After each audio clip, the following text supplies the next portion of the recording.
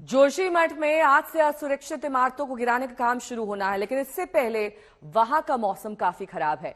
जोशीमठ में काले बादल छाए हुए हैं। मौसम विभाग ने आज हल्की बारिश का अनुमान जताया है। बारिश की वजह से उन इमारतों पर खतरा और बढ़ गया है जिनमें दरारें हैं या जमीन में धंसने से एक तरफ ये इमारतें झुक गई हैं। दरअसल असुरक्षित बिल्डिंग्स को आज से गिराने का कवायद शुरू हो रही है। इनमें पहला नंबर होटल मरारी इन का है। डिमोलिशन से पहले यहां बड़े पैमाने पर प्रदर्शन हुआ है। कई महिलाएं होटल के बाहर कल शाम धरने पर बैठ गईं। जहां तक डिमोलिशन की बात है तो डिमोलिशन की कार्रवाई रुड़की की सेंट्रल बिल्डिंग रिसर्च इंस्टीट्यूट की टीम की निगरानी में होगी।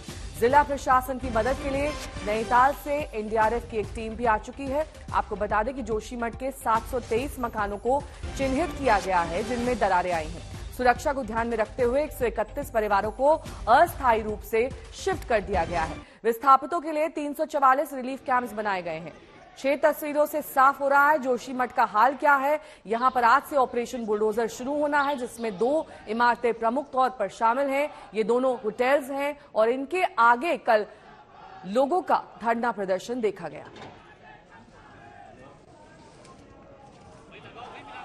अमित भारद्वाज मेरे सहयोगी इस वक्त तमाम जानकारी के साथ जुड़ रहे हैं। अमित, देखिए, मौसम खराब होना इस आपदा के लिए जैसे और ज्यादा तकलीफ लेकर आया है, साथ ही जो आज ऑपरेशन शुरू होना है उसके लिए क्या तैयारियां हैं, क्या देख पा रहे हैं?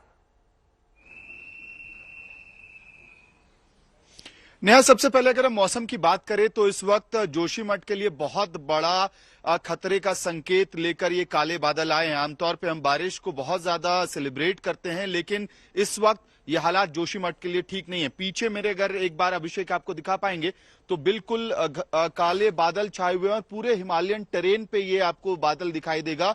आमतौर पे यहाँ 7 बजे सुबह तक ही इतनी कड़ी धूप होती थी कि लगता था 10 बज रहा है, 11 बज रहा है, लेकिन आज हालात आप देखिए 9 बजे के बाद भी काले बादल छाए हुए हैं और धीरे धीरे ये घनघोर ही होते जा रहे हैं। आईएमडी के हिसाब से बारिश होने की संभावना है और अगर ऐसा होता है तो भूस्खलन की संभावनाएं बढ़ जाएंगी और जो डैमेज बिल्डिंग है उनके गिरने की भी संभावनाएं बढ़ जाएंगी, क्योंकि कई सारे ऐसे बिल्डिंग्स हैं यहाँ पे जो टिल्टेड हैं। आप मलारी होटल की बात कर रही थी, मलारी और माउंट व्यू आपस में टकरा गए हैं और पीछे की तरफ वो धीरे धीरे झुकते जा रहे हैं। तो ऐसे में जब बारिश होगा या फिर स्नोफॉल का खतरा भी उसके बाद बढ़ जाएगा तो फिर इन बिल्डिंग्स के नीचे की तरफ झुकने की प्रक्रिया बहुत तेजी से बढ़ेगी और ऐसे में जो नीचे के टेरेन में घर हैं उनमें नुकसान होने की संभावनाएं बढ़ जाएंगी।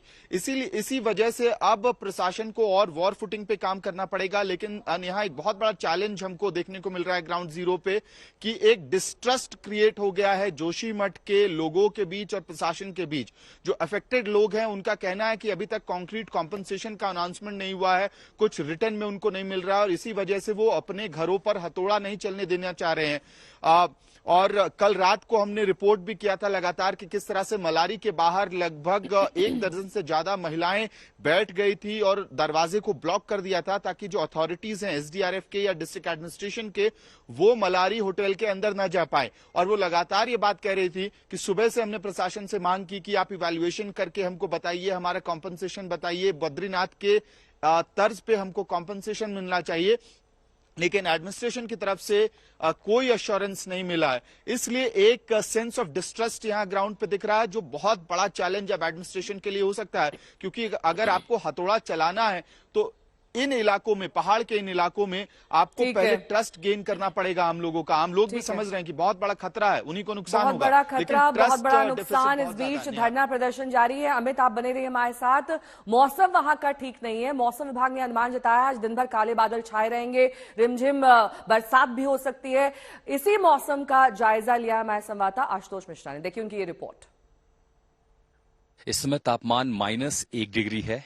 रात को ये और नीचे चला गया था और मैं उस जोशीमठ में हूं जहां की त्रासदी अब पूरा देश देख रहा है। लोगों को यहाँ विस्थापन करने की जरूरत है, लेकिन मुसीबत ये है कि अब जोशीमठ में और ऊपरी इलाकों में मौसम खराब हो रहा है। ये नीचे वो शहर है और उसी शहर के आगे एक हिस्सा, जो लंबा सा हिस्सा दरक रहा है, पहाड़ों के साथ साथ धंस रहा है नीचे। अब वहां के लोग ये मना रहे थे कि कम से कम बारिश इस बीच ना हो, लेकिन हालात दरअसल ऐसे बिगड़े हैं कि अब ऊपरी इलाकों में जो आप तस्वीरें देख रहे हैं वो बयां कर रही हैं। बीती रात काफी बर्फबारी हुई है और 11 से 14 तारीख तक जोशीमठ के साथ साथ पूरे गढ़वाल के इलाकों में बारिश की भी चेतावनी है और साथ ही ऊंचे वाले इलाकों में बर्फबारी। तो आप जो घने बादल जैसे देख रहे हैं, दरअसल वो बर्फबारी है। उन पहाड़ों पर आप जो सफेदी देख रहे हैं वो बर्फ है। यानी अब औली समेत इन इलाकों में जब बर्फ जमेगी तो लोगों को यह खतरा था कि जैसे ही बारिश होगी या बर्फबारी होगी, फिर से कहीं ना कहीं पानी का रिसाव नीचे तक होगा, मिट्टी और नम होगी और पहाड़ जो धंस रहा है वो और खतरनाक स्थिति में बदल जाएगा। अब अगर बारिश होती है वो सबसे ज्यादा मुसीबत, और साथ ही उन लोगों के लिए जिन्हें अभी तक अलग अलग कैंपों में रखा गया, जो अपने घरों में रहते थे, अब उन्हें अलग कैंपों में रखा गया, उन तक पर्याप्त मदद पहुंचे। बीती रात तोड़ने की कोशिश की गई उन 2 होटल को जिन पर मार्क लगाया गया था कि इन्हें सबसे पहले ध्वंस किया जाएगा, फिर चाहे वो मलारी होटल हो, माउंटेन व्यू हो। लेकिन लोग अब सड़कों पर पहुंचने लगे हैं, प्रदर्शन कर रहे, मांग कर रहे हैं कि जब तक विस्थापन ना हो, मुआवजा ना हो, कोई नीति सामने ना हो, ठोस आश्वासन ना हो, वो फिलहाल सरकार पर भरोसा करने की स्थिति में नहीं है। और इसीलिए बीती रात जो वर्कआउट होना था, जो मलबा तोड़ने की कोशिश की जानी थी इमारत को, उन होटलों को, वो नहीं हो पाया। अब यहाँ पर चुनौती प्रशासन के सामने है, जनता को कैसे मनाएं। जनता के सामने चुनौती है कि इस ठिठुरती ठंड में और ऊपर से जब मौसम खराब हो रहा हो, अब सब भगवान के भरोसे हैं। मन में एक फिक्र है कि आखिर आगे होगा क्या। जोशीमठ से मदन प्रसाद के साथ मैं आशुतोष मिश्रा, आज तक।